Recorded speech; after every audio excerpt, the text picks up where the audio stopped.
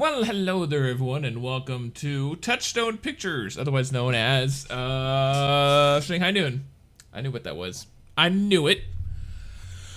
Yes, indeed. So this is I guess we should start off why I'm watching Shanghai Noon.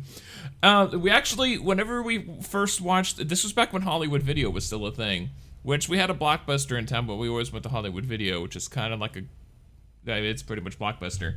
But we actually watched the sequel, Shanghai Nights, first, and then we actually went back and watched Shanghai Noon afterwards. So I do think Shanghai Nights is probably the superior film, but Shanghai Noon is awesome, I guess. It's funny. Jackie Chan and Owen Wilson are absolutely hilarious together. Whenever I think of like Jackie Chan films, I'm not too familiar with his Chinese film work, but I know some of his North American work, kind of, sort of. When I say that, I know like a bunch of his films, but they're all either the Shanghai series or the Rush Hour series. So I haven't seen Shanghai Noon. I haven't seen Jackie Chan in quite a bit of stuff. He was supposed to be the lead in Everything Ever All at Once, like when they first started writing the script for that. Thankfully, that was not what ended up happening. Because that whole movie, like the major theme, one of the major themes is like the bond between mother and daughter, and I don't know how that works with the father and daughter. I don't know. One of my favorite things about this movie is that this was, I don't know if this was filmed on site in the Forbidden City. I would imagine not, because that is now a tourist trap.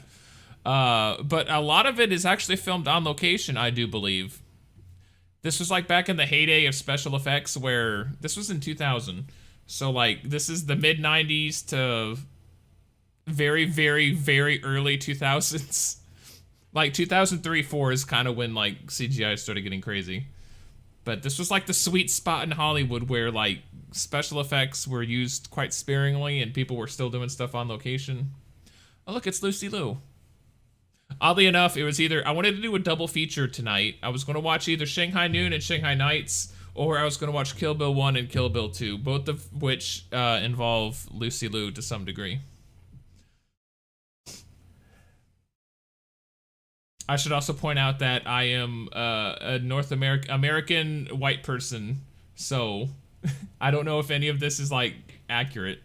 It looks accurate from a white American standpoint. It looks very Chinese to me. Oh, that's creepy.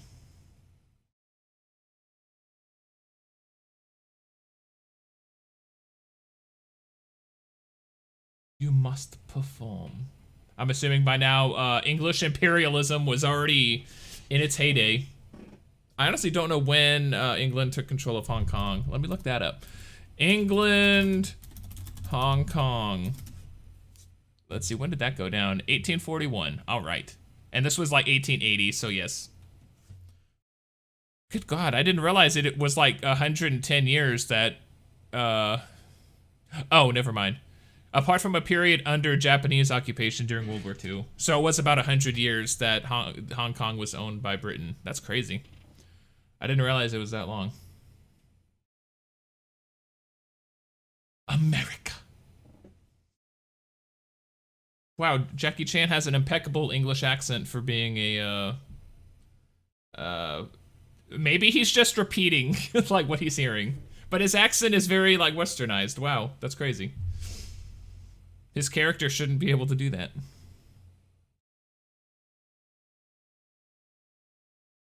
It's important. It's not so much important in this film, but in the second film, British rule of Hong Kong is actually very much a thing. Because this film is largely set in America, but the next film is largely set in the United States. And there's Tom Day. I actually wanted to look at. Oh, okay, yeah, he hasn't done much. If you look at the Wikipedia page for Shanghai Noon, there's not much to it. You find out the plot, summary, the cast, and critics. No, I don't know about critics, but if you look on IMDb and Rotten Tomatoes, it's pretty favorable. Or the princess will dye her hair pink. Marmaduke. Oh, I remember. Okay, Tom Day did that as well. And then failure to launch, Matthew McConaughey. I remember that. Yeah, Tom Day hasn't done much of anything. But he had such an amazing start. This was also written by Alfred Gough, who was co-showrunner of Smallville. Wow. Actually, he and his buddy both wrote this and Smallville. So how did they end up doing this? Oh god, they also did The Mummy, Tomb of the Dragon Emperor. Oh no. They wrote Shanghai Noon, Spider-Man, Shanghai Nights, Spider-Man 2? Oh my god, they were involved in that. Well, shit. I Am Number 4. Oh, I remember that. I need to watch that. I remember when that came out, and that was like my pretentious phase, and I was too good. I've already seen Shanghai Noon, obviously, so I know what's going on. I'm not like hanging on every word. Very good. Very well. Yeah, they want to get rid of John Wayne. Even though we find out that he's like the most capable fighter in the world. For some reason. He's like a kung fu master. He's Jackie Chan, John Wayne is. You would think he would be like a soldier and not like on cleaning duty.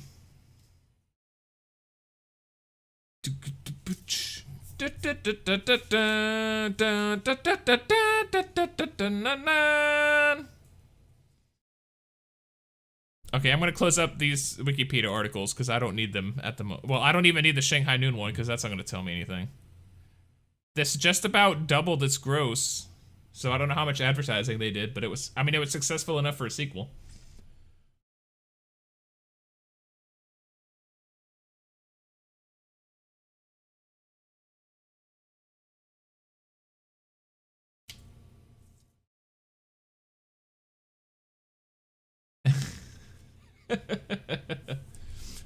Oh, I was just talking about Scar from The Lion King. I'm surrounded by idiots.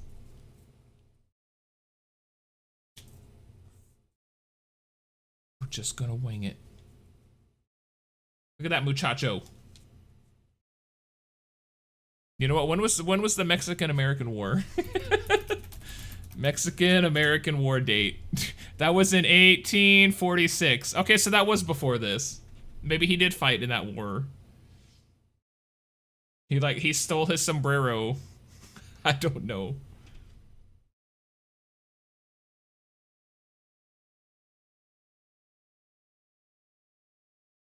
Aw.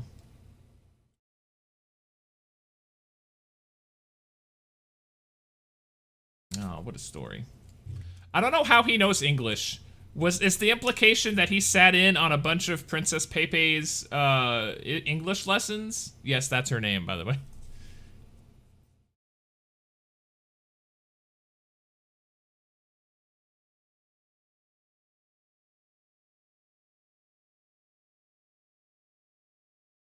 Biggin, let's go. I never caught that his name was Biggin. This is like the first time I've watched it with subtitles. Oh, the world is getting worse and worse. Yeah, this shit doesn't happen every day anymore.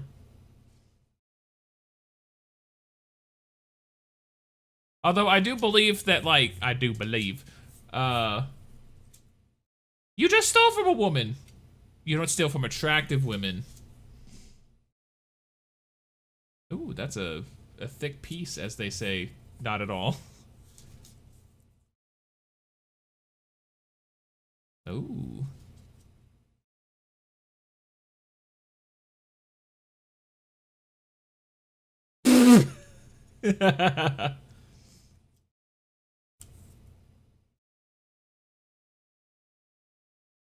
Was that R.O. Roy O'Bannon? Ah!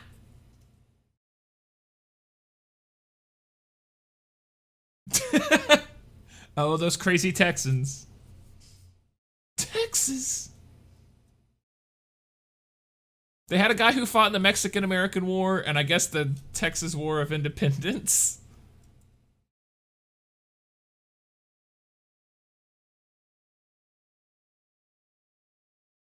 Wanging it.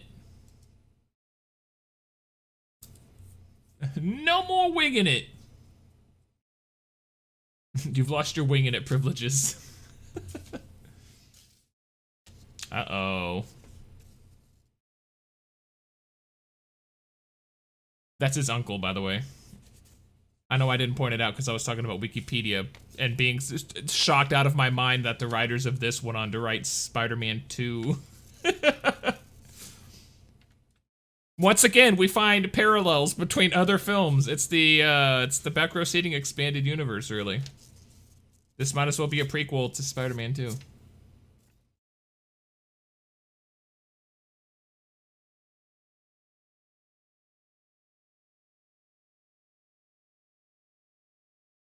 Watch, this woman couldn't wait to have Royal Bannon dipping inside of her. And the moment someone asks, oh, who killed him? She's like, oh, I'll sell him out. She wanted it bad. Ba-da-ba-da-bum. Why would they do that? Unless they knew, which they didn't, that there were a bunch of Chinese people here that would have come looking for their uncle and flipped out and come and tried to track them down. They did not know they were back there, so why'd they do that? Oh, okay, I guess, okay, never mind. They're trying to, Roy O'Bannon doesn't want to kill people, so he doesn't want them to be, like, in any danger from blowing up the safe. Never mind. That is my bad. I shouldn't be questioning the writers behind Spider-Man 2. They know what they're doing. I was saying that half sarcastically, but now I'm realizing, oh wait, Spider-Man 2 was actually pretty damn well written, so...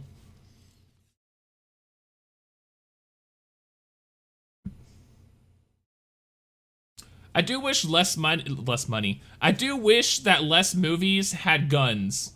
Because so many plot contrivances come about from, oh, well, bullets just magically miss people. I mean, in this case, it's somewhat understandable because they can't see him. But what was their excuse? They just murdered a guy and they can't shoot him in the window like a second earlier.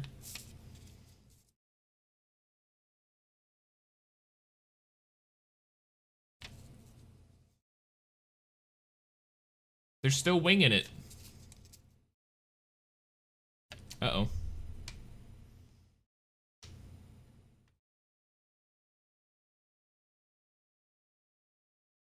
He heard them from outside. Why didn't he say something? Why was he surprised? Reap the fruits of our labor. Hang on. Hold that joke.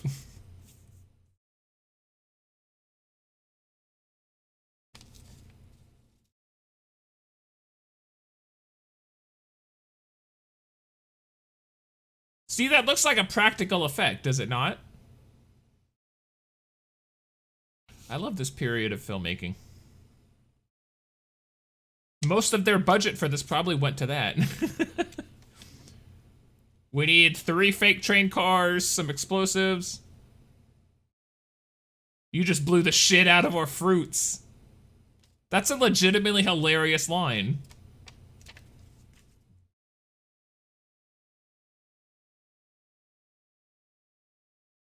Damn, biggin'!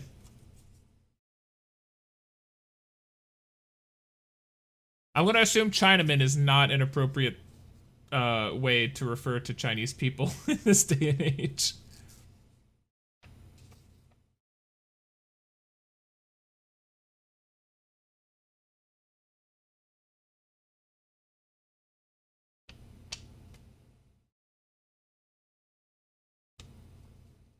He's Chinese, Roy.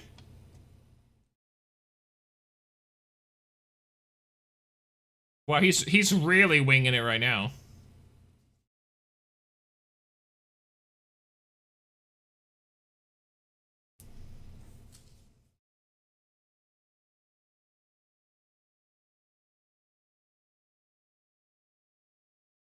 Okay, those looked fake.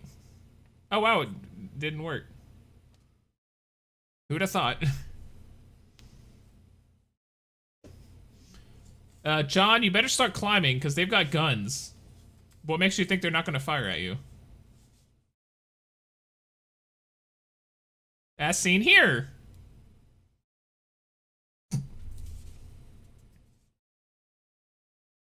There you go.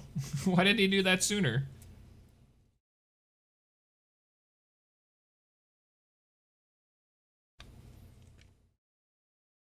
Bum bum bum bum bum bum bum bum bum bum bum.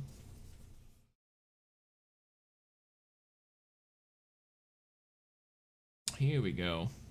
Those are some thick ass shoes.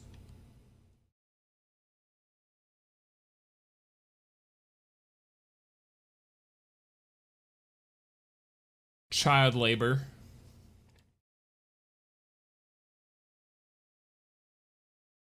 She would need help getting back on her feet because her shoes are like 5 inches off the ground.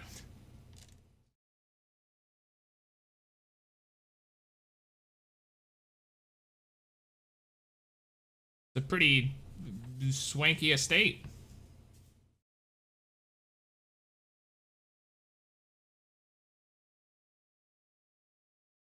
Boom, boom, boom, boom.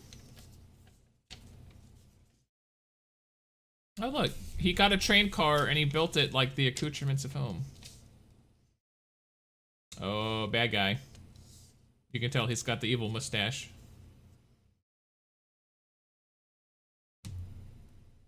Lo Fong.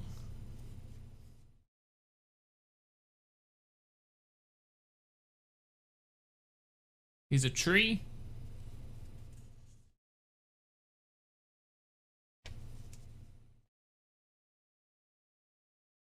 I don't think that alone makes you a traitor. That makes you maybe a deserter. I don't think you're a traitor. Oh, snap. I don't think you're a traitor unless you actively are, like, against your old nation, I guess.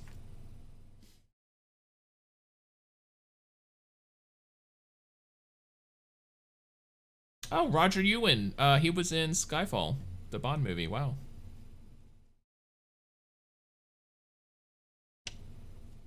He also, he trained Keanu Reeves in 47 Ronin. Hang on a second. This guy has a career. Oh, he's like a stunt performer. He was in Warcraft. Wow. Okay, I wasn't expecting that. No one expects Warcraft, the movie.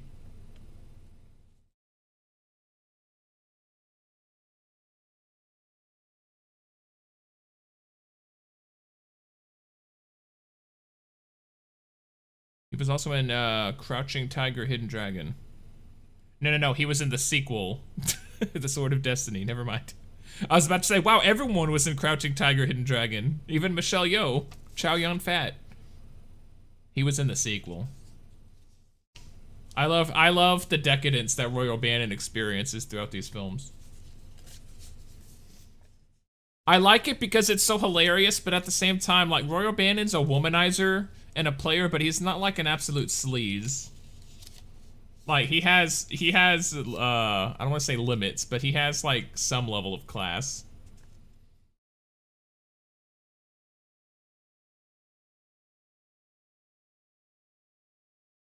It helps that, like, two of the most provocative scenes with him in them are both dream sequences, I guess.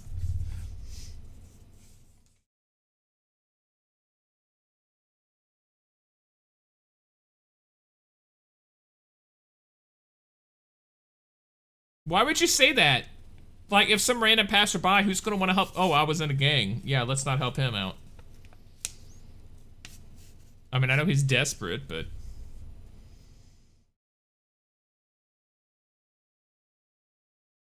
I like how they put his gun belt to, like, where his guns are aiming at him.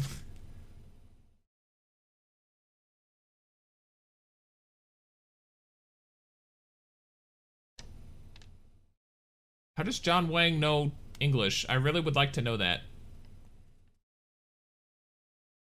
I'm assuming he was listening into the princess's English lessons.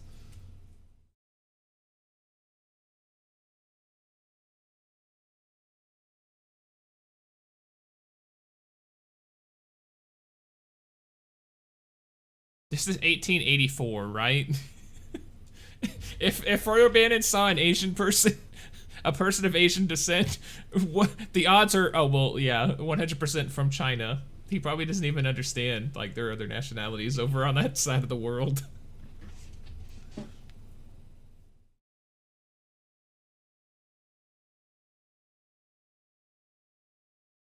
Oh, this is like Mad Max Fury Road. Let him up!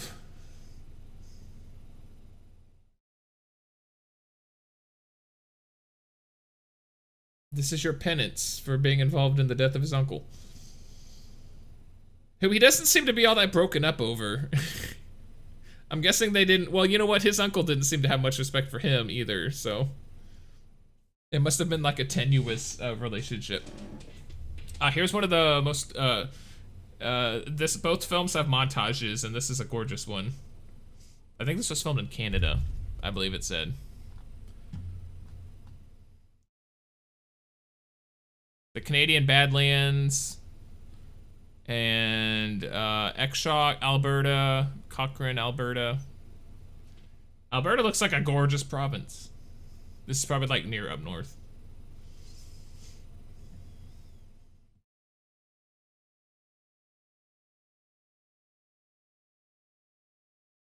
Not really. Drumheller, Alberta is like really, well, it's about as close to the border as every other Canadian city. Unless you're in Edmonton.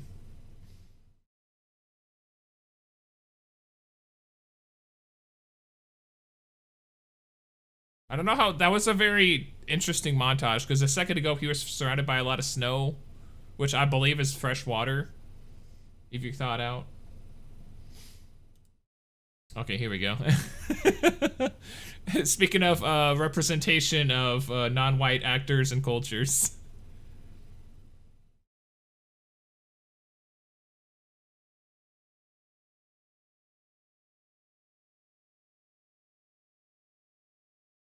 Again, I'm a white American. I don't know how accurate any of this is. I usually, by now, I just assume that it's not. At least they hired what appeared to be appropriate actors. That's good. I watched that, there's a documentary called Real Engine that's really good at, like, Hollywood's relationship with indigenous peoples.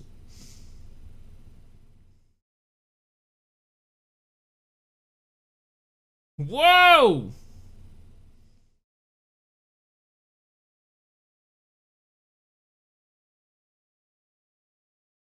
Get him, Jackie.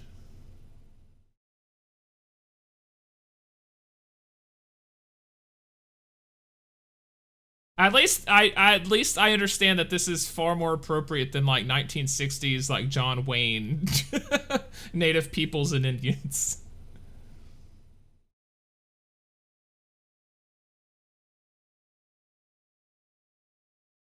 I say that my brother I corrected myself at one point and referred to them as Native Americans, and he said that some people of indigenous descent prefer Indian and that others prefer Native American.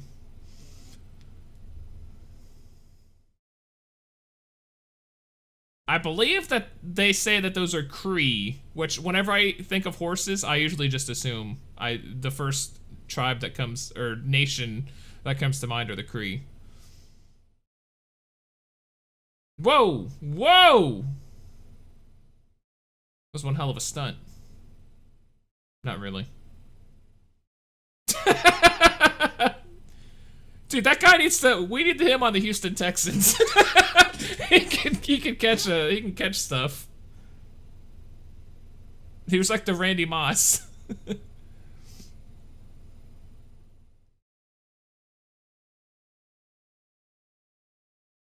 Why'd you throw the sticks? You still could have used them. Look, Jackie Chan is known for like improvisational action, like using stuff around him. And like even in nature, he's capable of using bushes and twigs as weapons. It's pretty astounding.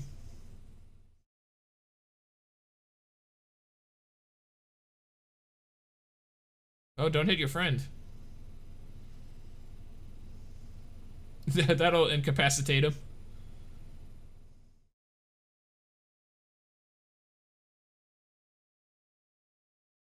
Oh, damn. He's biting me! He's biting me!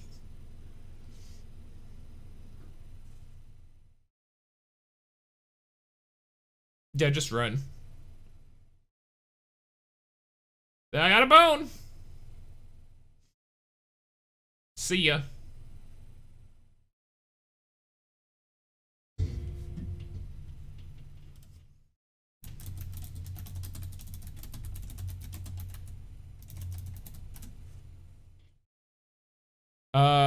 Okay, here we go. 2001. Hang on.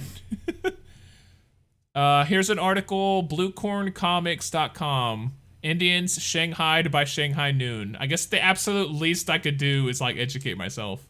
This doesn't have an author from what I can see. Oh, Rob.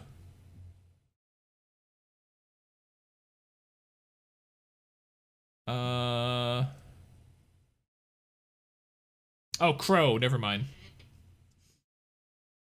I meant Crow, not Cree. See, they seem to be using like appropriate language. Okay, apparently according to this article, these are Sioux Indians. I don't know if they actually say that.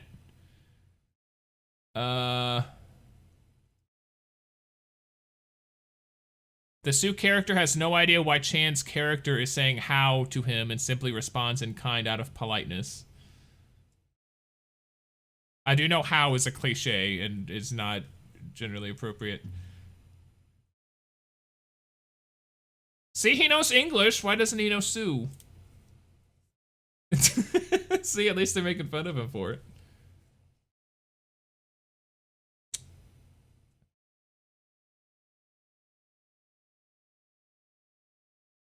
Yeah, the peace pipe. This person, they're putting, add some comments in italics. He's more like putting like different ideas. Like the Sioux character and Jackie Chan saying how, the peace pipe, the marriage ceremony, which we're about to get to.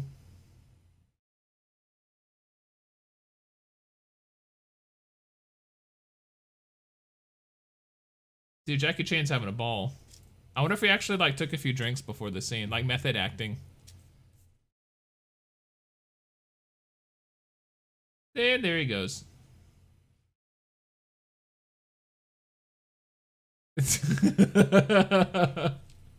Uh-oh.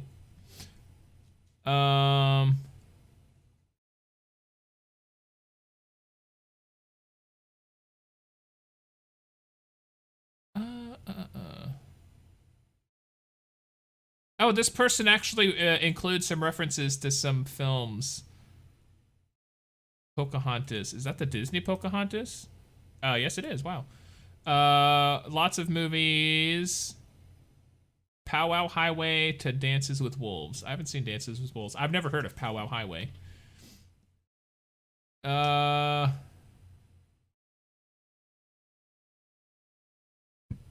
Apparently, excuse me. According to Rob, that's only one person though, and I don't even know their background. I'm assuming if they're headlining this website, they're probably some level of indigenous descent. But apparently there are a lot of stereotypes in this film, like, are a little bit weird, but it's like, I guess, not as bad as like other films that depict Native American cultures. It is I'll put it in the show notes, but there are some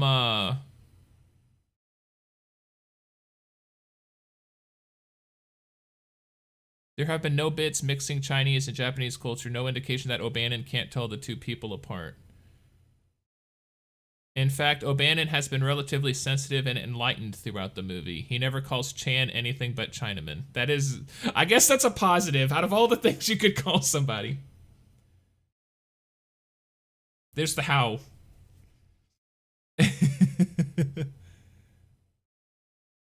How? Man who fights in dress.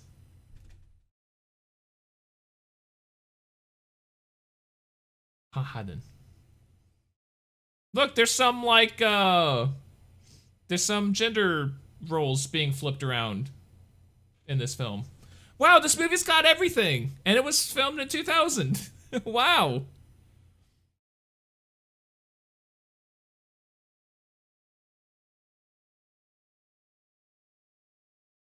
Oh, apparently how translates to so.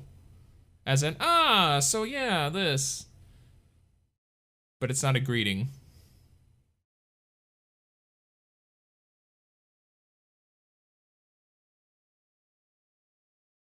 Yeah, I'll definitely include this article because it's very interesting. The marriage ceremony. This is probably a stretching custom a bit far. But we are in a film where the whole plot is charged by the flight of the heroine.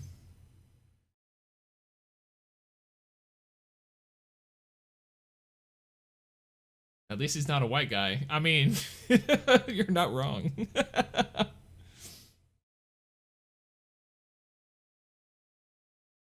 I've read only about, this is Rob on bluecorncomics.com. I've only read about the Hopi marriage customs, but they're elaborate with days of preparation, feasts, gifts, and other customs. No, the marriage scene stretched, quote, custom a lot, not a bit.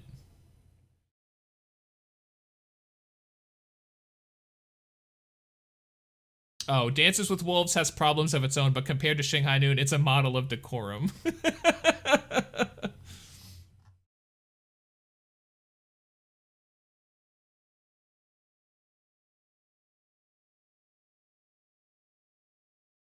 Yeah, they're free to leave with no money, no way to go anywhere.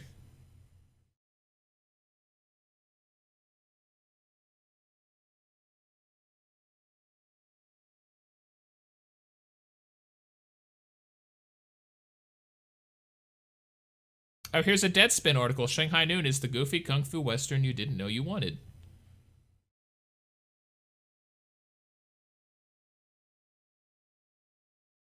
Damn!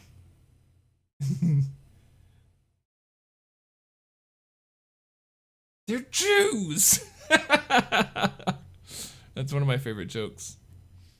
It's because they're not Indians, woman. They're Jews! That's like the last ethnic group you would think that would be referenced there. Oh my god, Jackie Chan was 46 when they filmed this. Good lord. And he's still kicking it. How old is he now?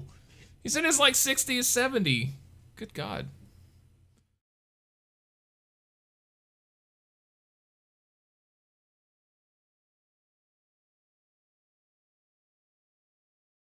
Oh my god. Here's a Taylor and Francis Online article that looks like it's an actual like expose or like thesis. It has an abstract, for crying out loud. Wow. This paper is concerned with what I define as a cultural politics of, quote, being from in the American settler colony. I used Tom Day's Western / cop buddy hybrids Shanghai Noon, and most specifically what it presented in the film as Jackie Chan's failed in comedic partaking in the white and homosocial tradition of Indian play. Oh my god. This is like an actual paper from Bruno Cornelier. Stay.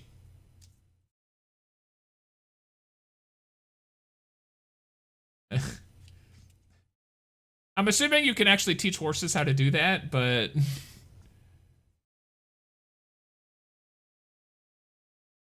Oh, wait, what is this? Oh. Okay, maybe Taylor and Francis isn't. I accidentally hit next article, and it's about Dark Souls. So I don't know. Oh, I have to buy the PDF. It's about paywalled. I mean, I would love to read it, but I'm not. How?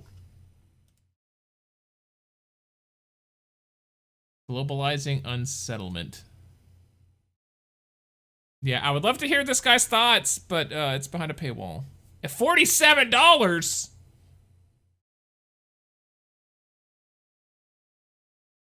I can barely pay rent, so no. As much as I would love your ideas, I can't afford them. Okay, back to the movie.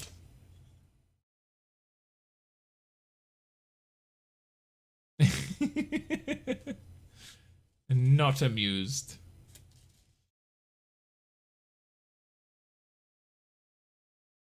Man, if only he had a smartphone, he would have been taking selfies and realized. I guess this is a good way of him, like, noticing Roy O'Bannon in there. You haven't noticed him yet, but your brain did.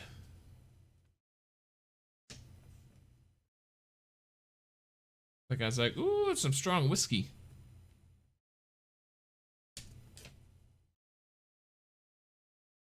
Oh, we also heard Rory's name. Look! It's him! See ya! Oh, that is a mistake.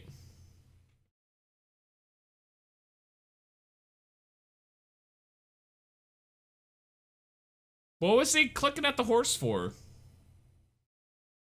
I guess to stand up. What was he planning on doing?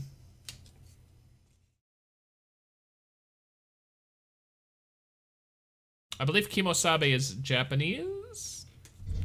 I know who would know.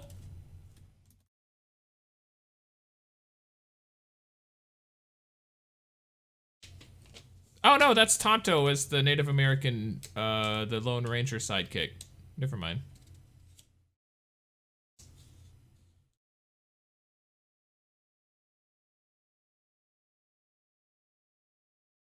That is a pretty sophisticated device.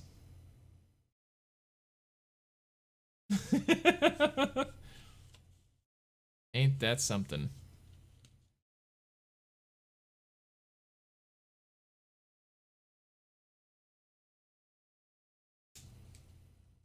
Oh, Kimosabe is ultimately derived from Gimozabi, an Ojibwe and Potawatomi word, which may mean he/she looks out in secret. Interesting. I did not know that. Isn't Ojibwe in Canada mostly? Yeah. There's a true crime podcast that I was listening to, and they were talking about somebody who was descended from the Ojibwe tribe. The Ojibwe Nation, rather.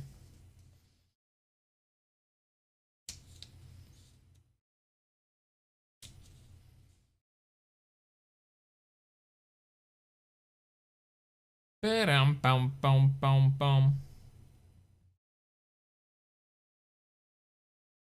Oh, here's other uses, but they don't reference Shanghai Noon. But we just saw it!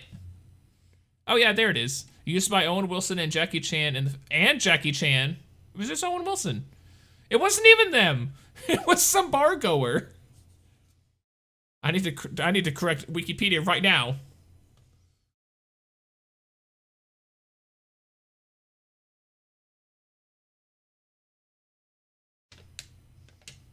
There you go. See, now that Jackie Chan is indoors, his lethalness has expanded like 12-fold. Now that he actually has like weapons around him. Also, this is the Old West. Don't more of them have guns? You know what? I guess they're not trying to kill him. Explicitly. Yes! Yes! No! No!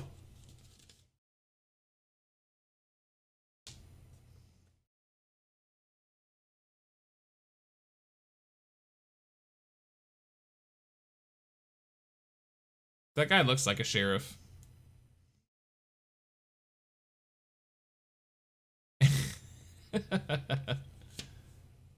Well, hot damn.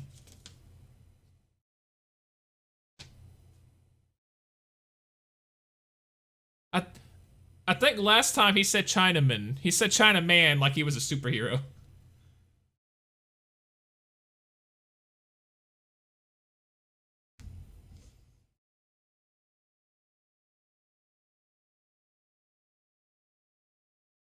The subtitles are not translating this Mandarin, but they've translated it before. What?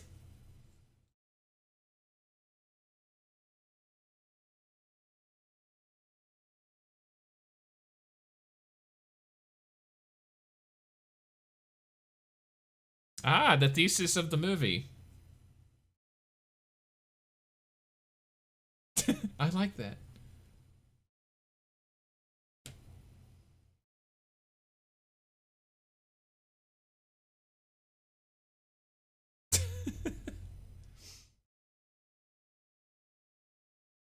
This is basically a when in Rome story. Well, a buddy cop when in Rome story.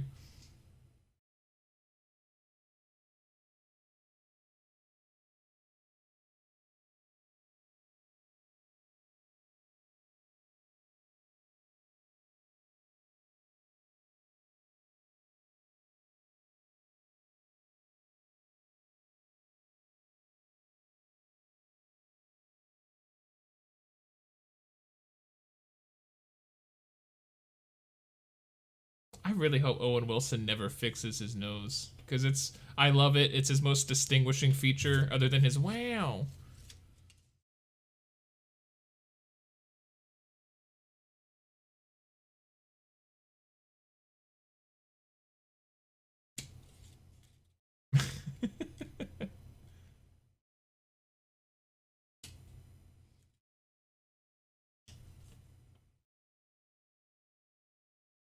He didn't even know he wasn't in Carson City.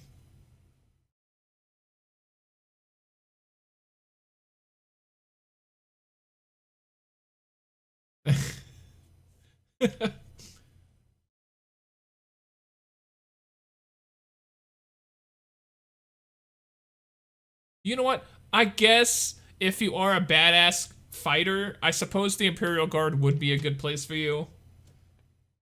But at the same time, it seemed like he was on the bottom rung of the Imperial Guard ladder.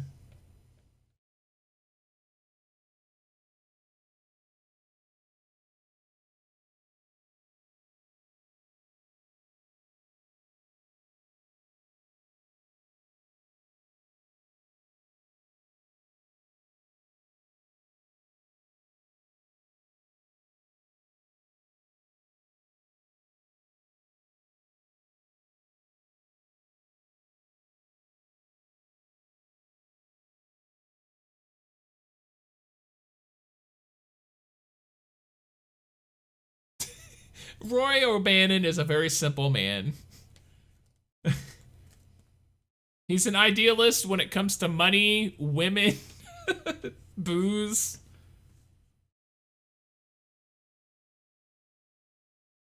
Oh, here comes another pretty great practical effect. Why does he need the book?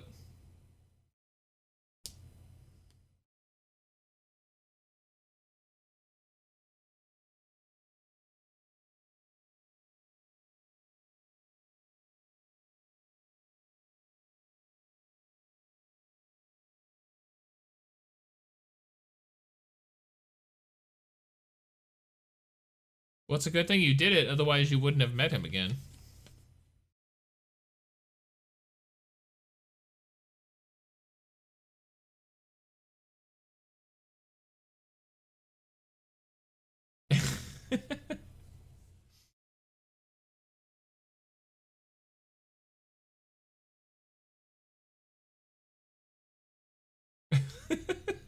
Like that's gonna do anything better.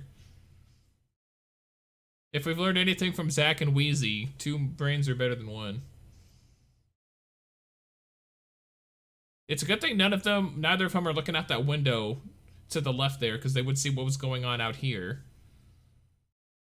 But I mean, I guess it gets Jackie Chan out of his Imperial Guard uniform.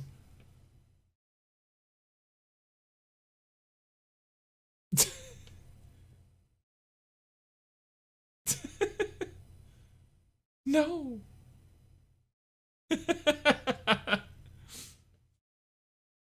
When we first saw this as kids, this was the scene that like my brother and I like died.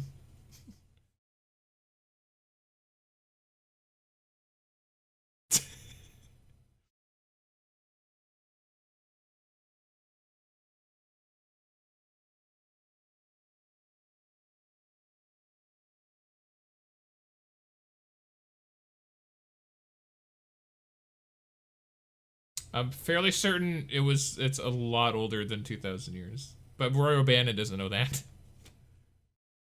He also there's something he says in Shanghai Nights that also confirms that.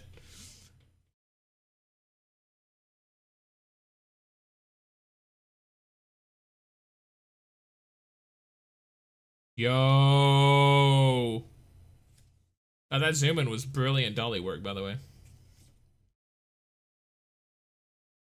You said wet shirt don't break, not piss shirt bend bar. Watch. He's like, here's a finger.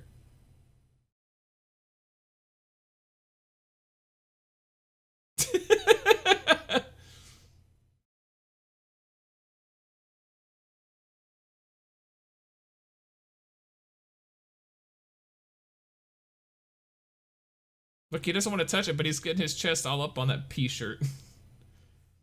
Piss shirt. What was that even gonna do? He was just pushing his head. That's just gonna hurt him. He wasn't even like pushing his shoulder.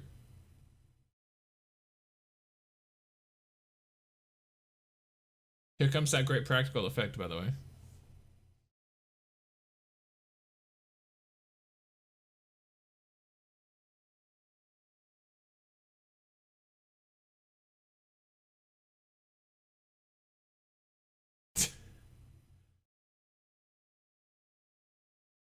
Little Roy.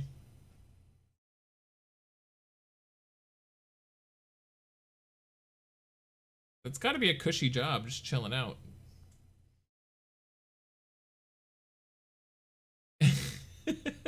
I think that would make me a bit more uncomfortable if a person was touching me. Okay, now watch this.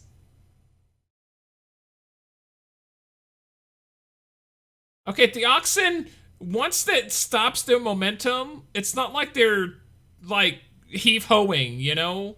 That's gotta come off, that set, it has to come off, like, at once. Because if it stops, the oxen are gonna stop.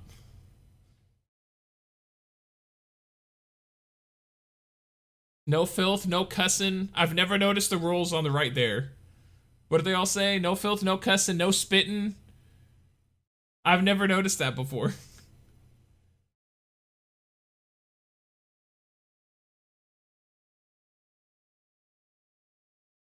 Nice work. See, Roy O'Bannon, he's not even averse to marriage. He's a pretty chill guy. He's got some class. In the second movie, he even talks about starting a family.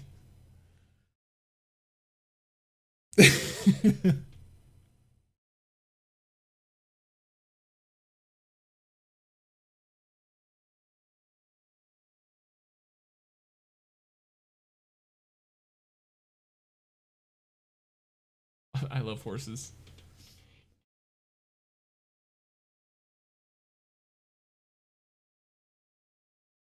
Watch, he does nothing different from what I could tell. I guess he put it up higher on his body.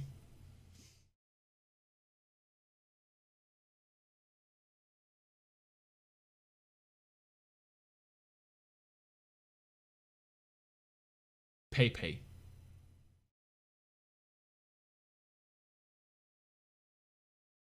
A pretty lady? Roy O'Bannon will do anything.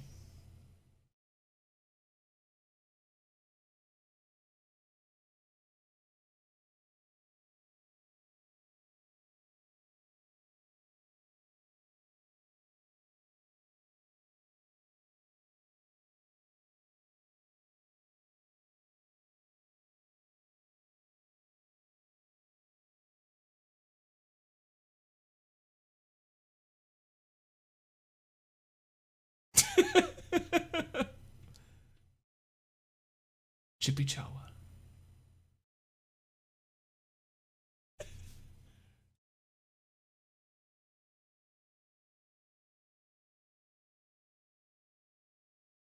Chippy Chawa. Okay, if you Google it, it'll give you the translation into English, Hebrew, Malay, Turkish. Oh, my Google Home just talked to me about something. Chippy Chawa. Okay, so for the longest time, I always assumed that was a fake word. Apparently it is, because there's nothing on Google about it. There's a Chippewa.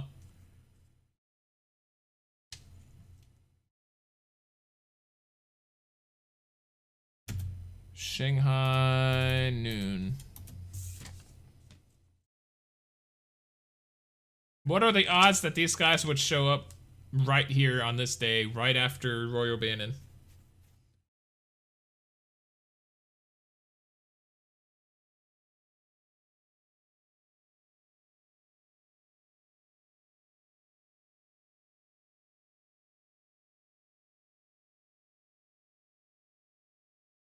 Well, no shit, you left him for dead, you jackass. Of course.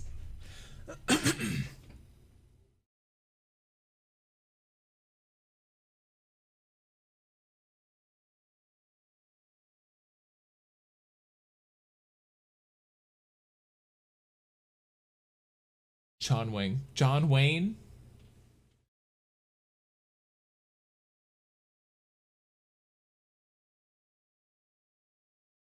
I think in the next movie, Roy O'Bannon says that his name is originally Smokey Desperado.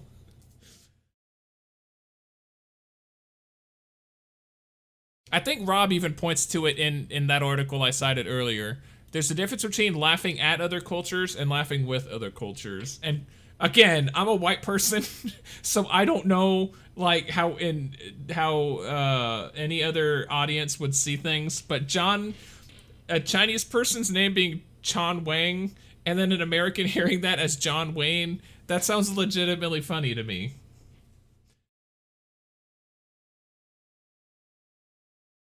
And hopefully that's seen as like humor and not like as insulting.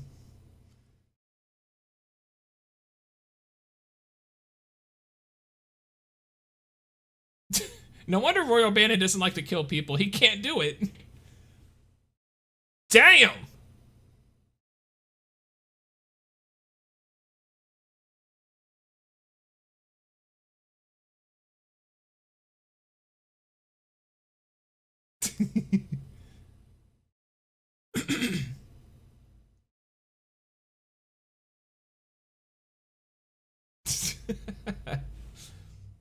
I do like this montage.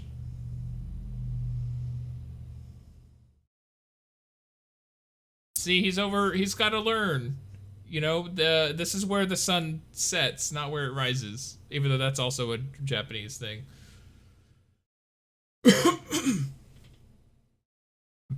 Roy O'Bannon wants a female-dominated society from the sound of it. Bang, bang, bang. Jumping, I don't know if you need to teach that to Jackie Chan. Cowboy baby.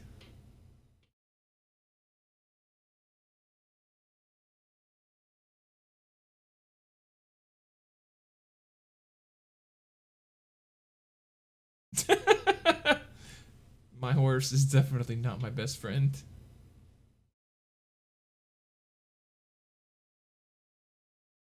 Hey, to Carson City we go. Hey, we're almost an hour in.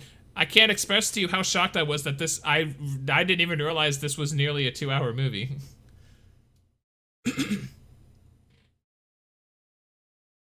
I would have thought that this was an hour and a half film.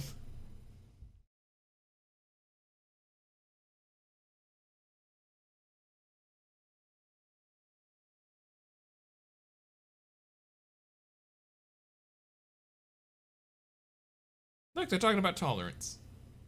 Well, Roy O'Bannon being tolerant.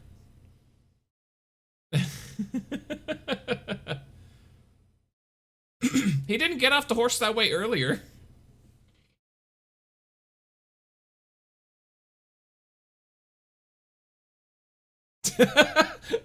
I'm not gonna walk with you if you walk like that.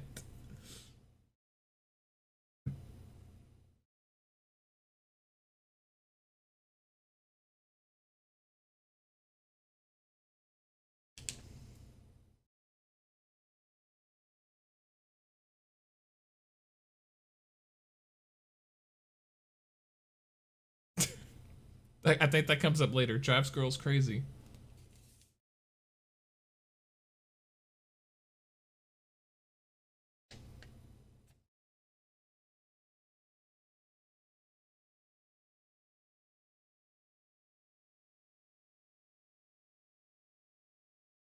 Look how proud he is.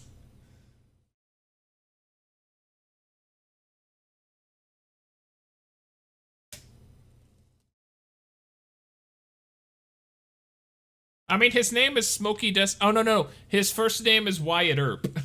That's Roy O'Bannon's character's first name. Who's Smokey Desperado, then? Oh, that's the fake name they use in Shanghai Nights to get out of the hotel. I'm Smokey Desperado.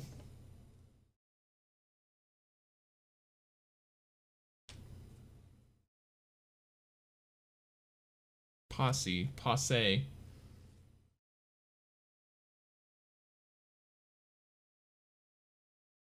Let me look up Nathan Von Cleef. I think that's an actual person.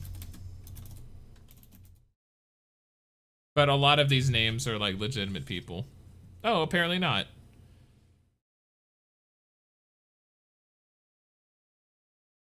Speaking of cool names, the actor's name is Xander. Badass. Xander Berkeley.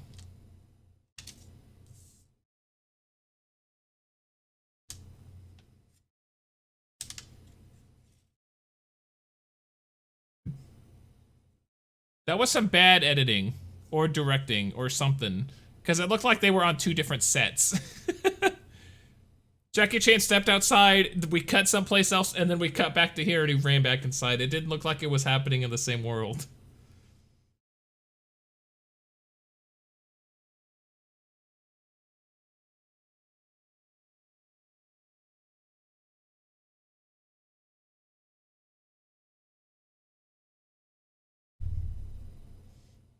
Yeah, I get it, because it's the 1800s.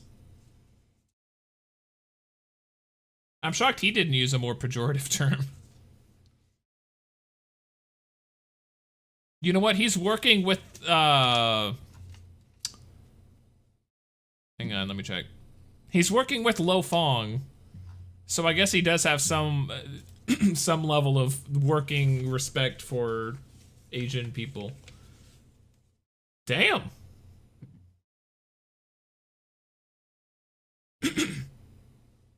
But I know crazy. I've said that before. I don't know karate, but I know crazy.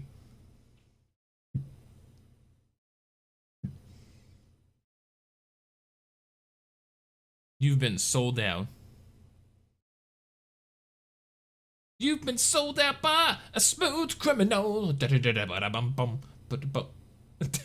I like how he checked up on him.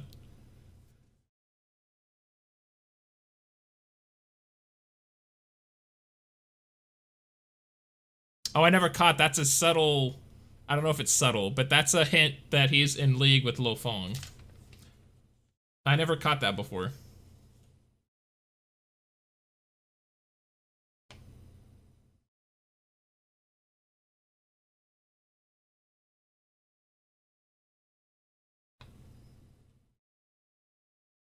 Imperial Guard School.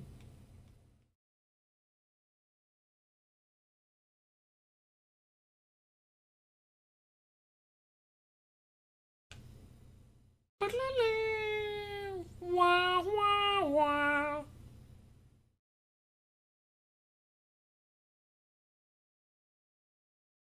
Oh, there was a cut. There was a cut there for some reason.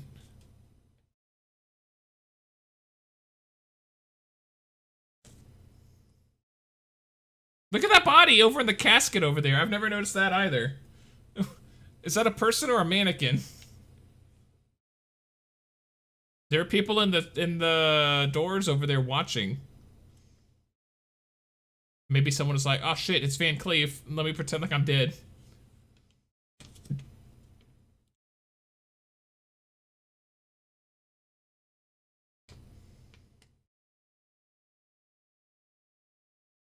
This is nothing like The Quick and the Dead, by the way.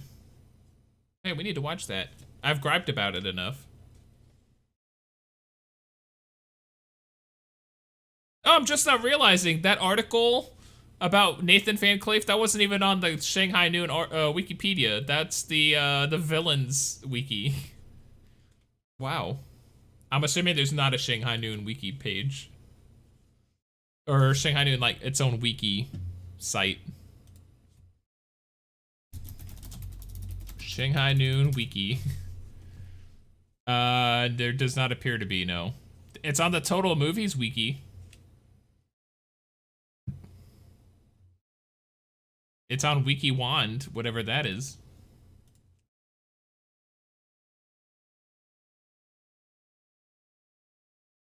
Hang on, what is Wiki Wand? Oh, Wikipedia modernized. It's a Wikipedia reader.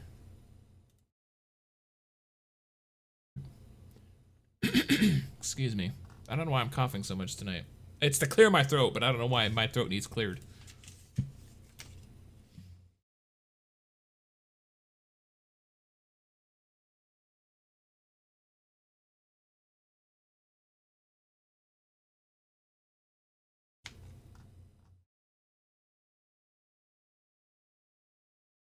I mean, it's pretty barbaric.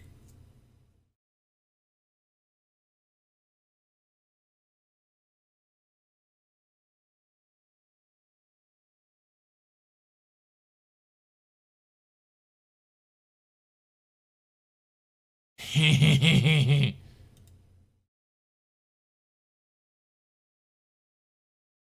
gonna kill you.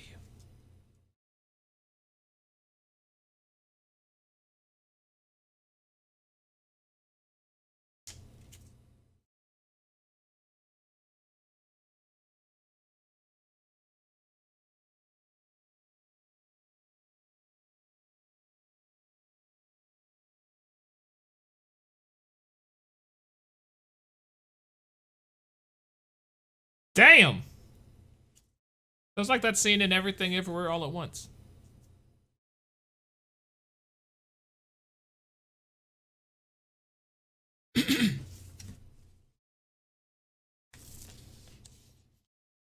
Okay, so the director of cinematography for this film is Dan Mindel, and apparently he's buddies with like J.J. Abrams, because he was director of photography in Star Trek, Mission Impossible 3, Star Trek Into Darkness, Force Awakens, and Rise of Skywalker.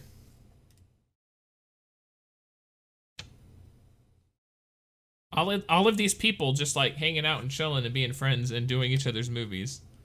Oh no! He was the director of cinematography for John Carter. Oh no. Oh boy.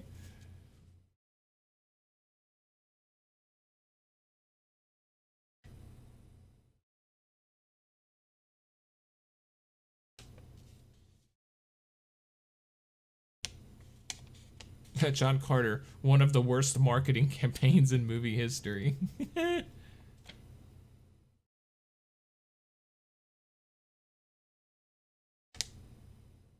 Uh-oh.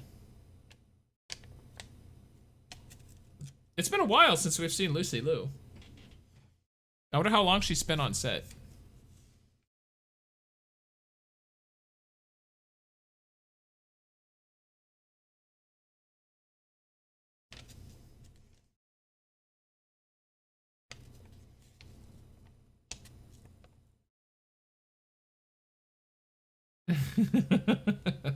Is that a James Bond line? Pump her for information. Doesn't Moneypenny tell Bond that at some point in GoldenEye? Roy. Yeah, we are. We're gonna get some good pumping. Okay, here we go. If this film has any iconic scene, it's this.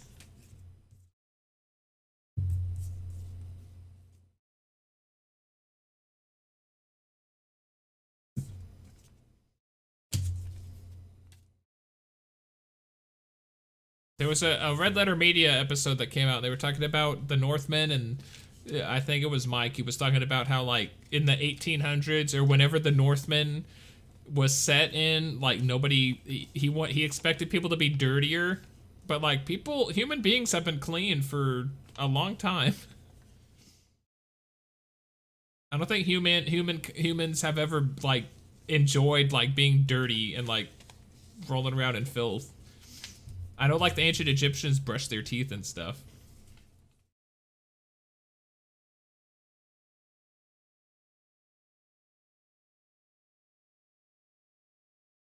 Is that a joke? Yeah.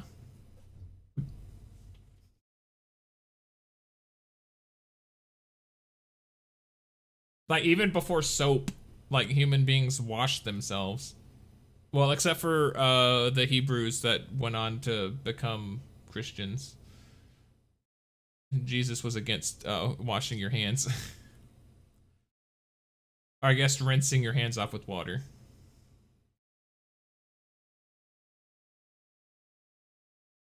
You know what? This film is actually pretty, as far as I'm aware, as a white as a white person, this film is actually really like culturally like not very culturally. I don't want to say inclusive, but like you know,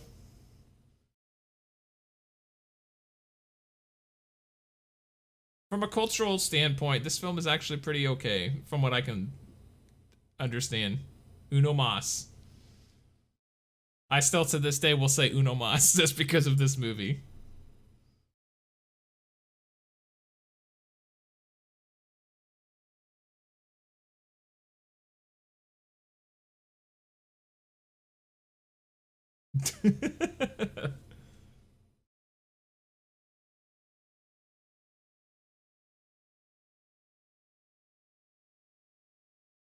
I guess they're trying to count down, and whoever gets there first wins, or if anyone messes up, they have to drink. Now they're drunk. Yeah, Rue-ups. Oh, this is Scooby-Doo too. Yeah, Rue-ups.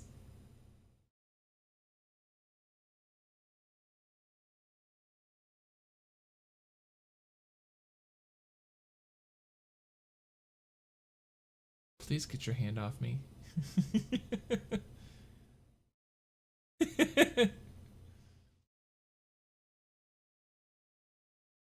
That's a bit, homophobic, I guess. I don't need another man touching me naked. That's weird.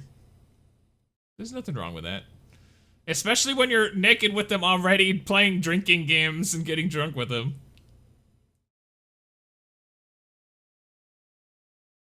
In the same tub. It's like Kenny versus Benny episode.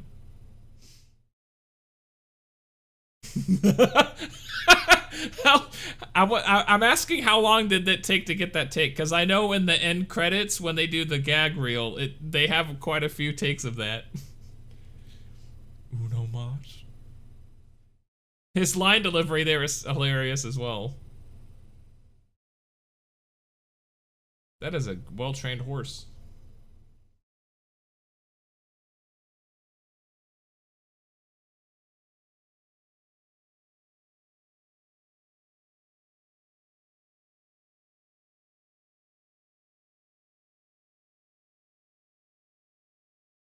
I don't want to say this now because it's more relevant to the next film, but this is like one for one what happens in the second film, just the other way.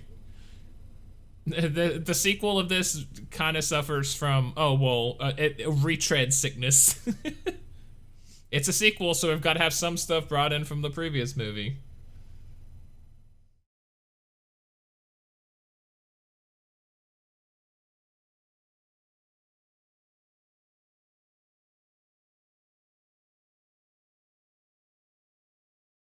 You would think Roy and Fifi would have heard that. Gross.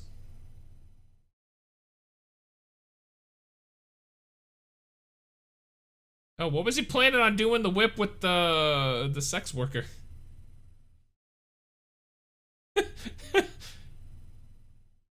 I don't know why I thought she was trying to throw it out the door. She was trying to give it to John.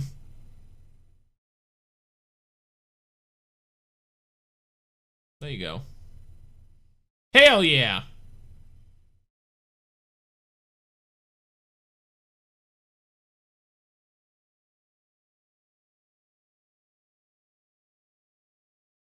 Uno mas.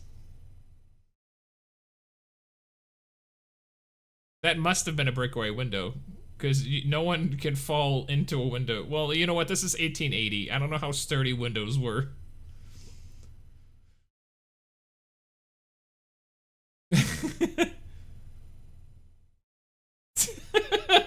I love intoxicated Jackie Chan.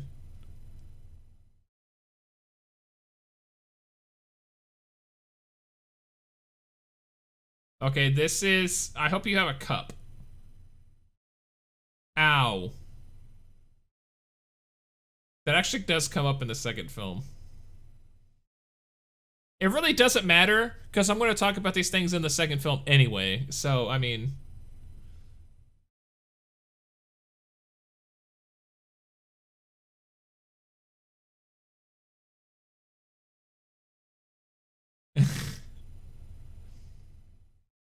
Hi, horsey.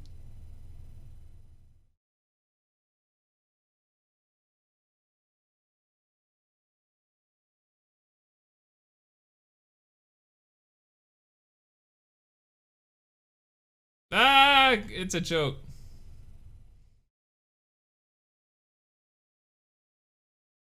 This also happens in the second film, where Roy O'Bannon mouthing off to the person who has them tied up and hostage.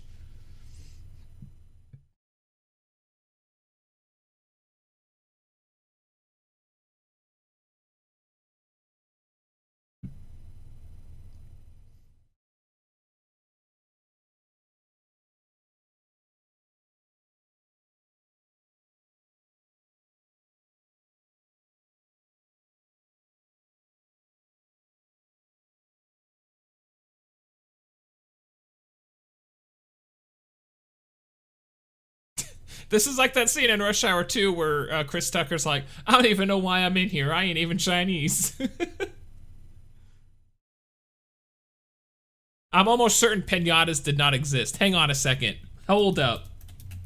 Pinatas. Hang on. That sounds like something that was commercialized by white America. Hang on a second. Pinatas. History. Oh my god!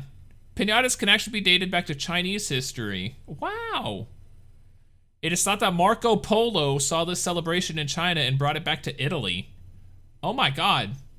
Everything I know is wrong.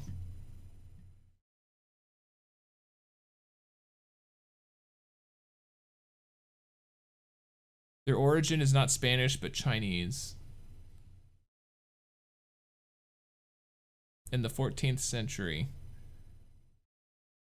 Where it was associated with the Christian celebration of Lent. In Spain, the first Sunday of Lent was Pinata Sunday.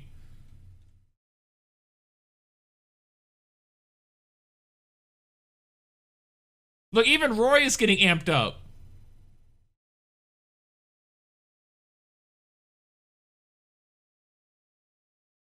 Roy is such a bro. Even he was getting pissed off.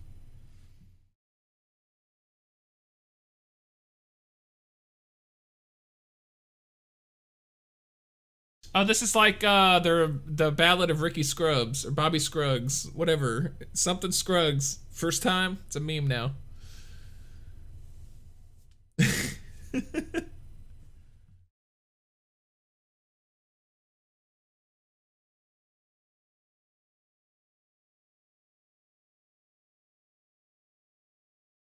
Almost exactly like Brendan Fraser on the set of The Mummy.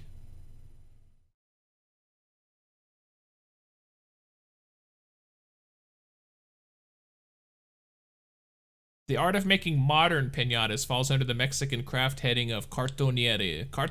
Cartoneria.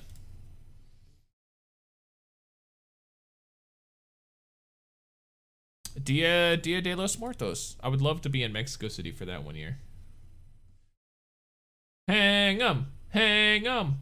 Oh, if you guys like Aerosmith, this is the movie for you. I love how they just stole their horses and gussied them up.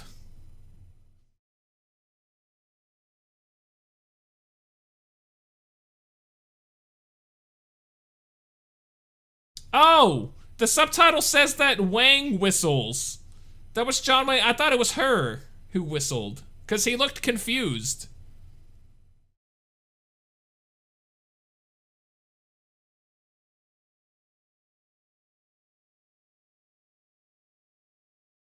I love how she just assumes, you know what, she probably didn't assume that John would get out of this himself.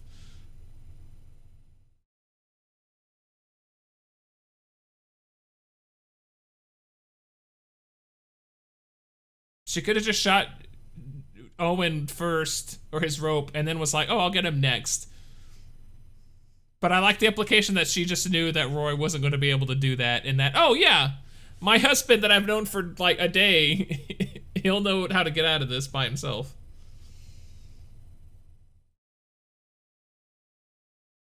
That scene was only there to get them out of that exposition dump and for an Aerosmith song.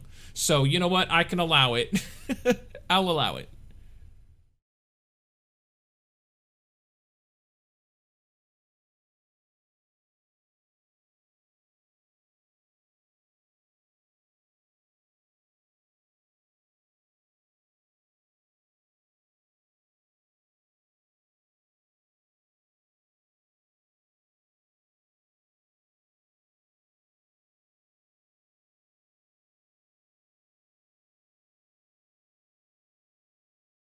Is that Alberta? Because that looks gorgeous too.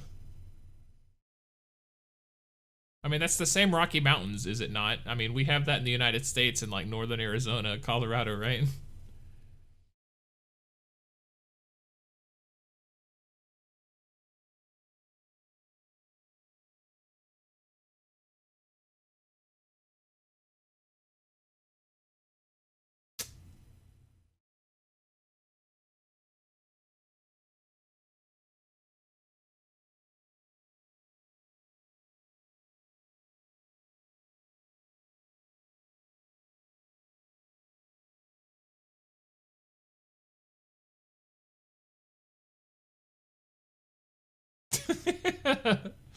It's funny because that's what he said to him earlier.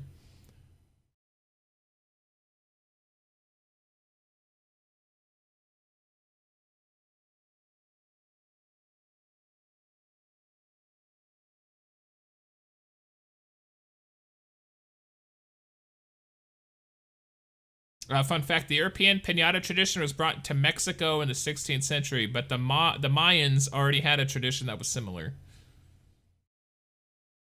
And the Aztecs had a tradition commemorating Huitzilopochtli.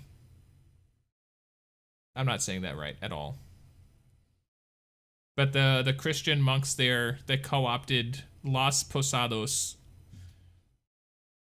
Well, they created Las Posadas to co-opt the celebration of Huitzilopochtli. See that scene? They're back here already. Like, that scene was nothing more than to get them out of a plot explanation scene.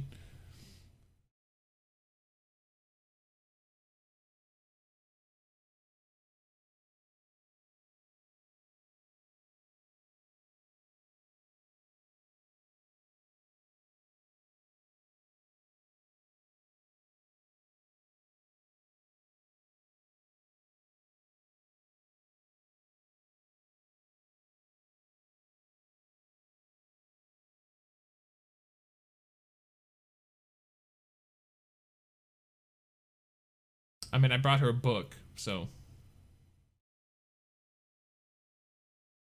I'm shocked he's kept that.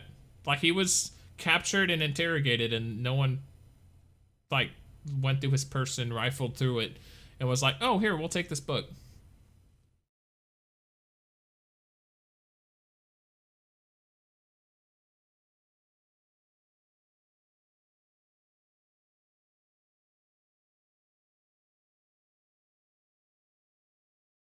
You want to stay here in America?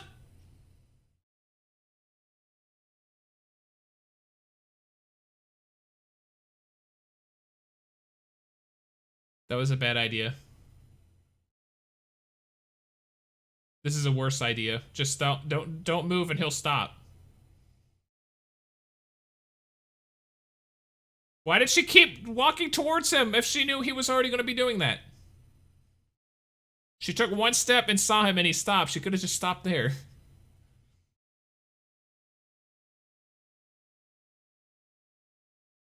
a plot contrivance.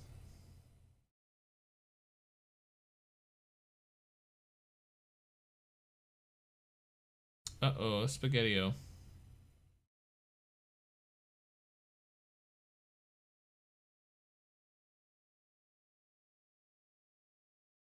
Oh my god, this is like how The Northman is about the prison of toxic masculinity. This film is about the toxicity of, like, excessive loyalty and devotion. I must bring you home at all costs, even if everyone here dies. Whose hair can I chop off now?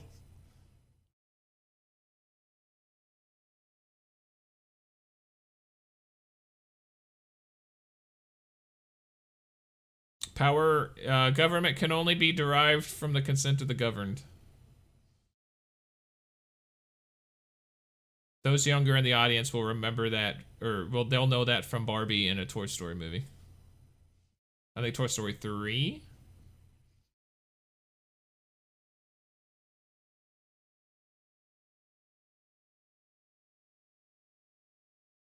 There you go. Damn! Oh, pocket sand! That's a Dale Gribble special.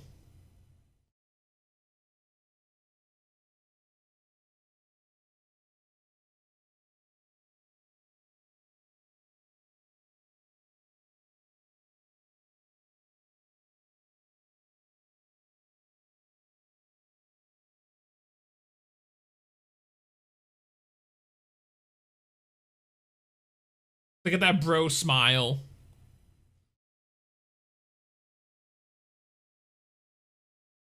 This is the second time that these characters have been one place and they were just there and they have to leave. They did that with the hanging scene. They did that here. Or not so much the hanging scene as much as them being captured and brought there in the first place. Okay, here's the climax of the film. Even though there's like nothing in the script to like get us from the last scene to this scene. It's like they just cut ahead. They just stopped.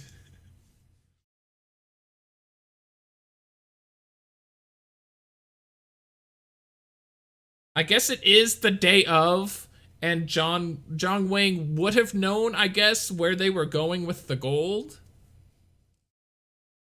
But all he knew was Carson City, right? So how does he even know that they're going to be here?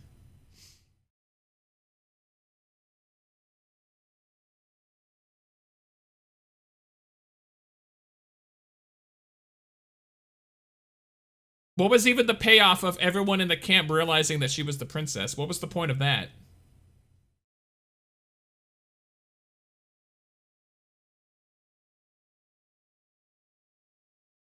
You have him outnumbered.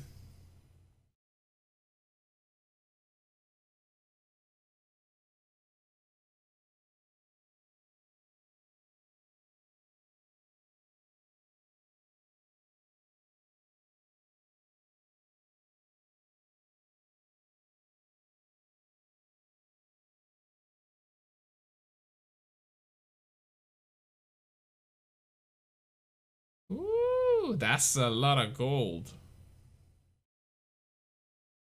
That will also come into play in the second movie.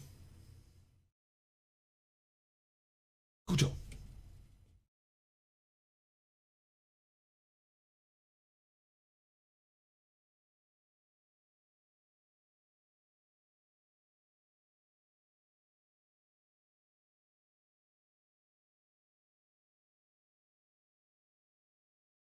Oh look, it's a monk. A Catholic monk. They're going off the whole prison of tradition thing. John Wayne.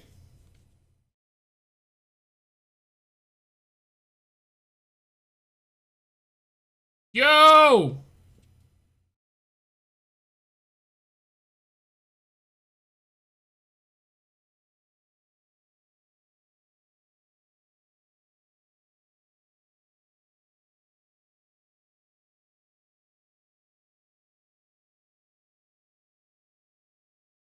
We already know he's working with Nathan Van Cleef.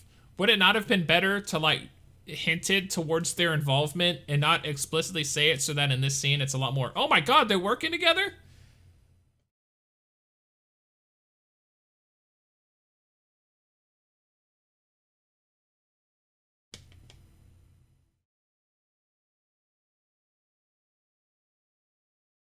Okay, no. Why was there a scene that was a deleted scene where he, like, I was just talking about how this scene was, like, completely, like, there was no scene to connect the last scene with this one? Should they not have inserted a scene where John Wayne talks to Owen Wilson and he explains to him the whole East and the West thing? Because just last scene, John Wayne was bound to his loyalty and tradition, which I guess he still is right here. But now all of a sudden he's interested in what the princess wants, when just last night he was not.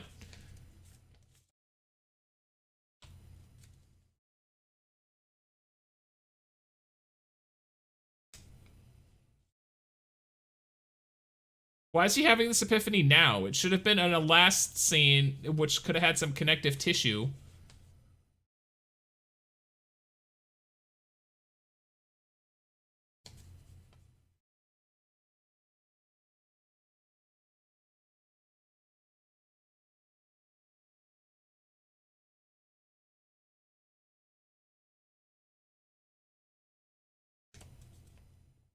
What? We both hang Fong and call it a day. Oh, we both hang Fong. I always thought he was saying something dirty. But he was literally saying, oh, we're gonna hang the bad guy. I honestly thought he was saying like hang Fong as like his own Mandarin euphemism for something else.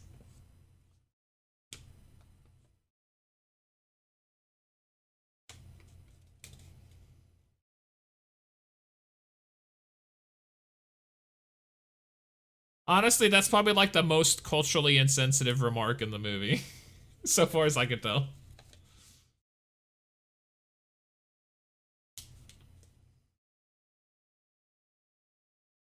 What does that do? Nothing. Oh, well, I guess it gives them reasons to be dumbasses and try to save a piece of paper.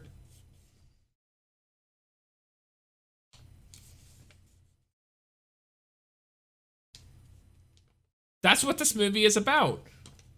The toxic prison of tradition and loyalty. I bet you never would have thought, oh, the Shanghai Noon is like the Northman.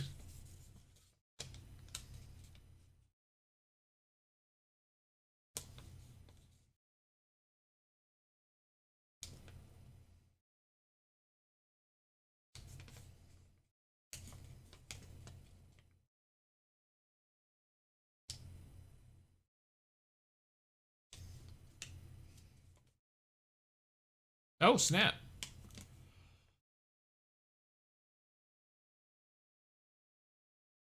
Whoa!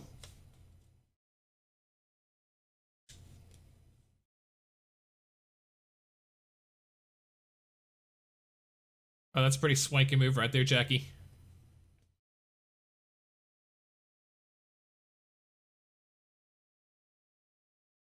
Boy, it's a good thing these are the only two people with guns.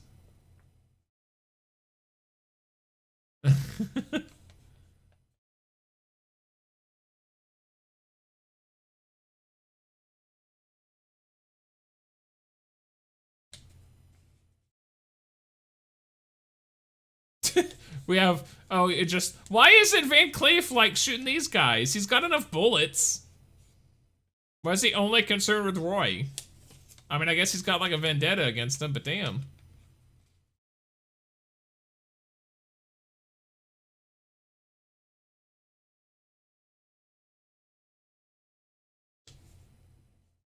Alright, that's a pretty awesome move right there. All to just get it out of the way. I wish hockey players would do that. There's like a random stick on the ice and they just pick it up and then throw it onto the bench.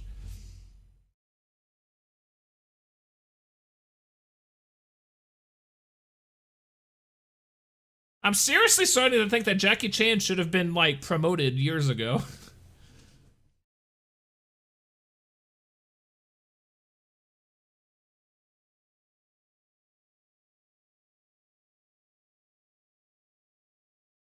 Why were these the three men that the Emperor thought, oh, you know what? They're the best men for the job. And Jackie Chan is over there. Why was he not on the short list?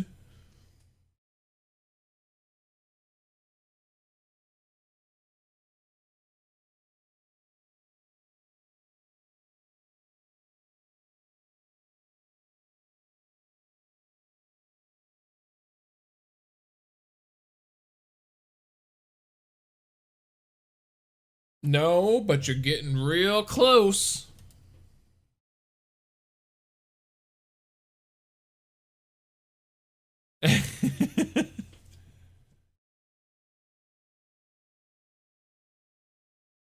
Those are your guns! Oh wait, no they're not. I don't think they got his guns back. Oh, is it Van Cleef using his guns? Cause he had them last.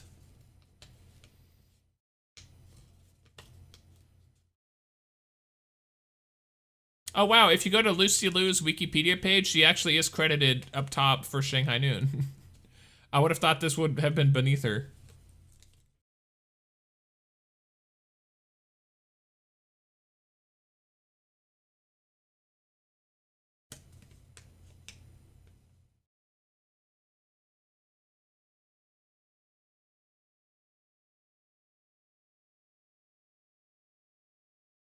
Gujo.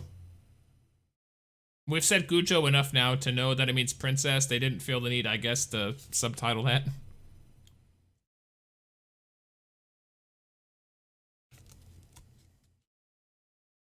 Oh, Lucy Liu is playing the villain in Calypso in the new Shazam movie.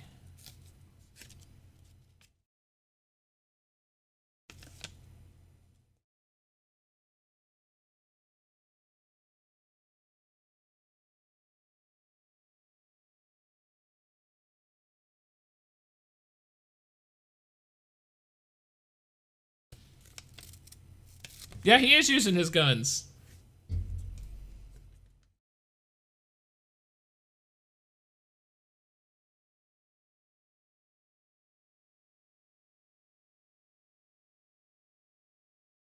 No.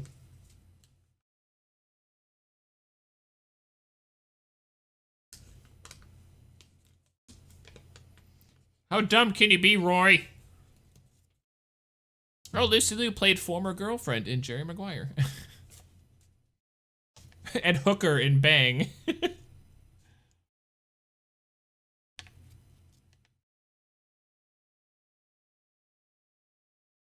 I think this might legitimately have been like her first like noticeable, well, no, she was in Charlie's Angels this same year.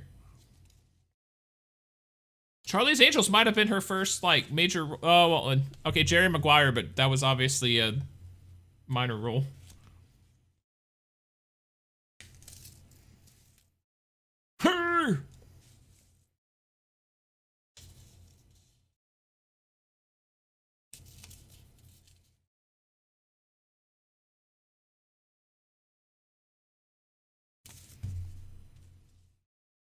I thought Lucy Liu was, for some reason, I thought she was like Michelle Yeoh in like the scope of her career, but I guess not.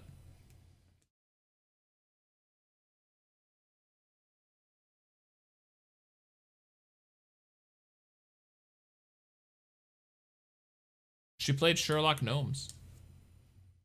Well, as a special thanks. I don't know what that means.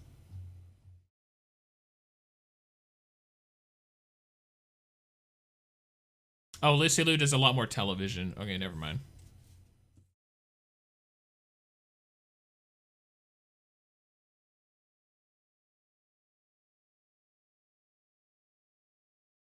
Nah!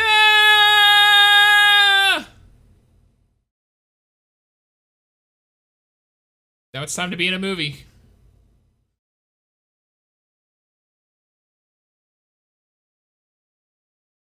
Oh, snap.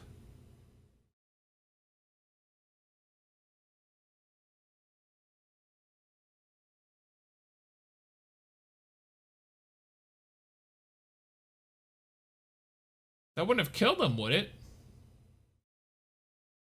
That bullet, that gun has some serious stopping power.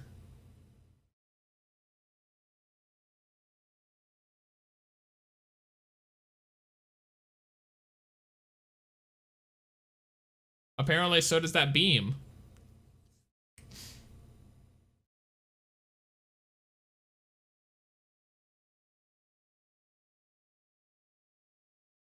It's a miracle.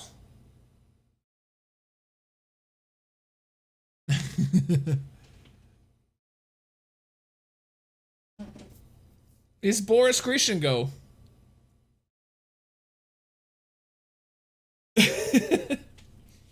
Oh, that's where the Amazon superhero film show got it.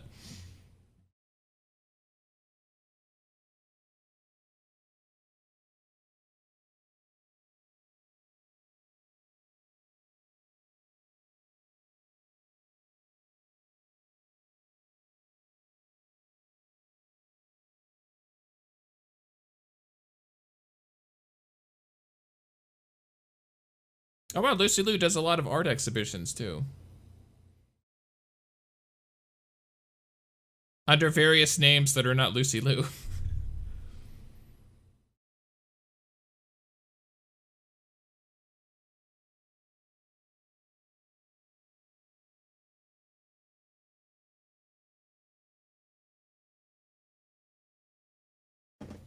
Adios, partner!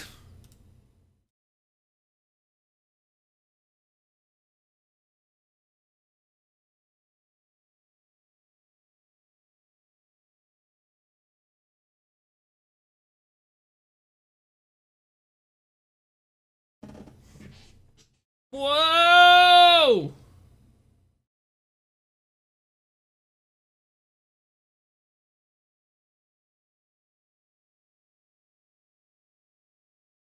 Wow.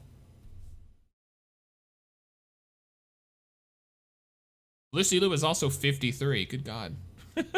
She looks like she could be 30 years younger.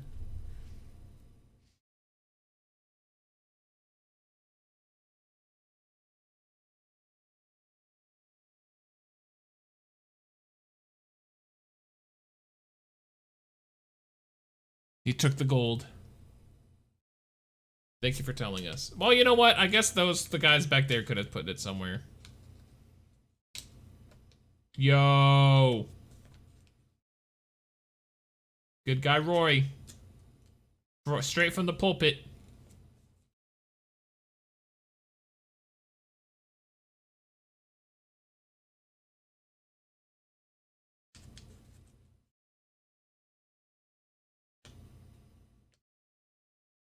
Did you kill him after the fact? I find it hard to believe that a bullet from the 1880s would have killed a man through a solid piece of metal on his chest.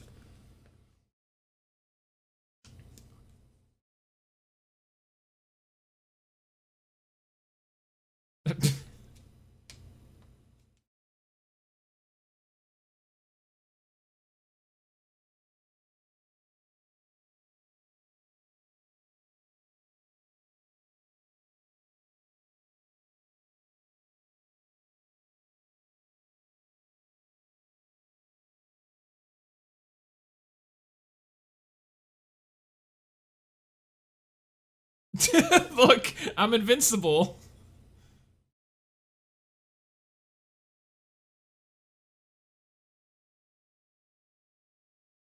Okay, that one. At least it wasn't Roy O'Bannon saying that.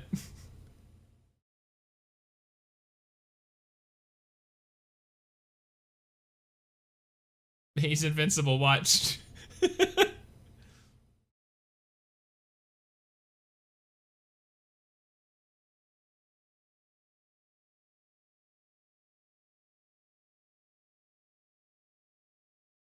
How did she know he was listening in on her English lessons?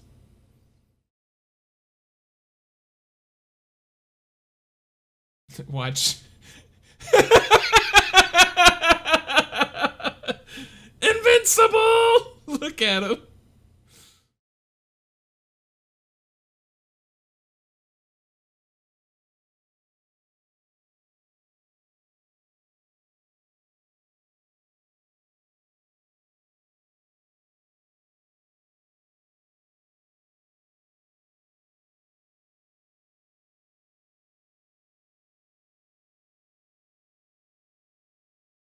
Wait for him to run out of ammo at least.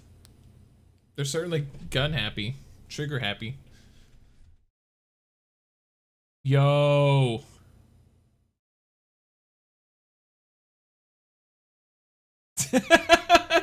Yeah. Aw.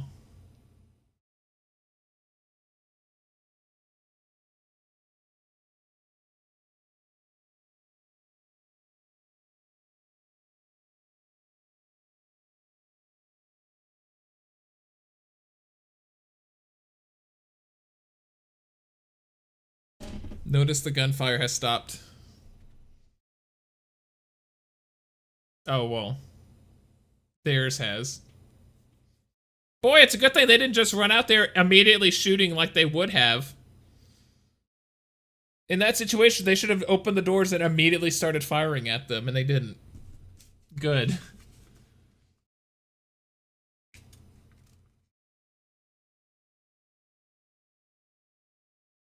Dumb shit.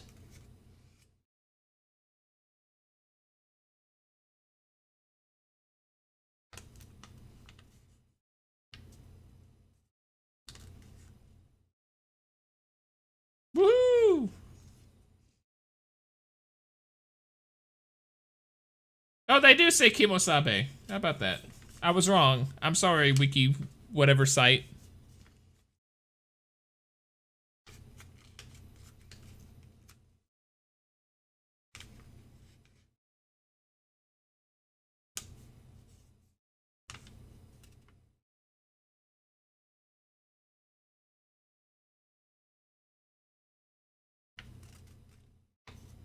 Damn.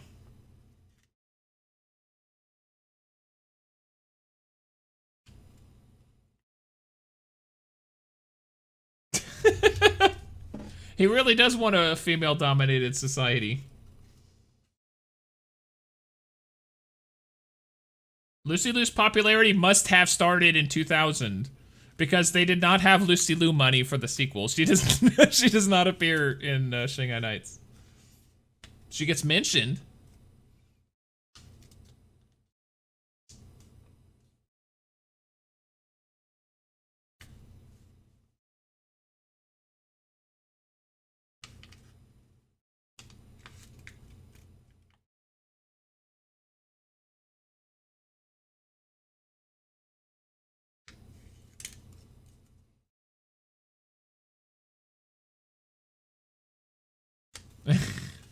Erp.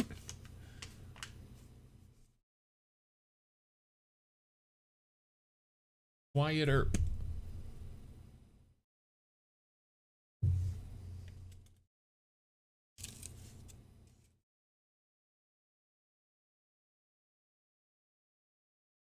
Yeah!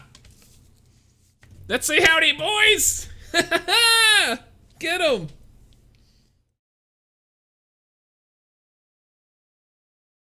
Look at that shot! It's gorgeous. I mean, that's not Mendel, the cinematographer's doing. I mean, that's just Alberta for you. One of the best things about Jackie Chan films is the gag reel at the end. Hello.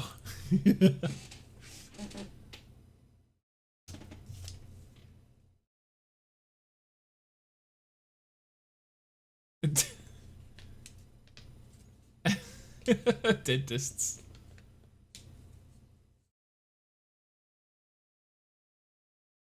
Oh snap. I wanna be a cowboy, baby. This is funny.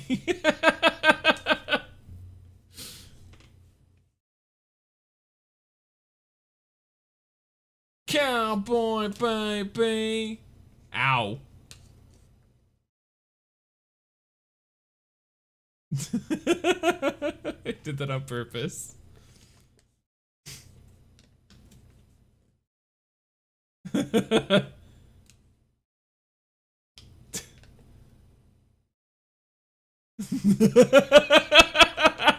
I wonder if that was improvised and they were like, okay, this is hilarious, let's keep trying it. Hey, more Aerosmith. Uh-oh.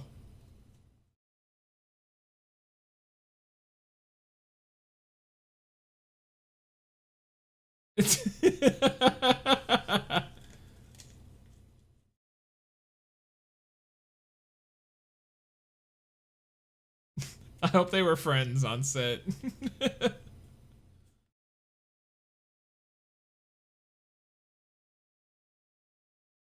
Got him.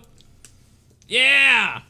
I mean, well, he will be back in Shanghai Nights, which I guess we're watching next. All right, that'll be the end of part 1 of this. I want to say a science fiction double feature for a Rocky Horror Picture Show reference, but this is a Old West. It's actually not, because the next film is nowhere in the. Well, it starts out in the Old West. It's an Old West double feature, Western movie double feature. But yeah, I don't know. Is this film? I need to do more research because I'm legitimately interested. But I will put it in the show notes. That article I mentioned about Rob talking about some of the depictions of Native American culture in this film. It seemed, honestly, compared to what I see in a lot of other Hollywood films and like the cultural like nonsensicalness that I see, I thought this film did actually pretty good in far of its representation of Native American culture. Like the stuff that it was outrageous on, it wasn't any more outrageous, like cultural jokish than like any other culture depicted in the film, like Western culture, Chinese culture. So I don't know. It was I still think it holds up. Except for that one line that Wallace says near the end. Other than that, it seems pretty fun. But yeah, thank you guys for watching. And I will see you guys. I don't know where you leave comments for this show at all, but if you are a person of indigenous descent, definitely leave your thoughts in a comment section somewhere, or like on Twitter or something. I'd love to hear anyone's perspective on this film. Having said that, the second film takes place in England, and I'm a white person, and I can definitely talk about some of those stereotypes and representation. Although I'm like Scots-Irish, and this takes place in England. I'm of Scots-Irish descent. So all of the English jokes I can gleefully laugh at because LOL England. Thank you guys for watching. I will see you guys in the next episode, which will be like right after this because this is the double feature. See you guys in a second. Goodbye.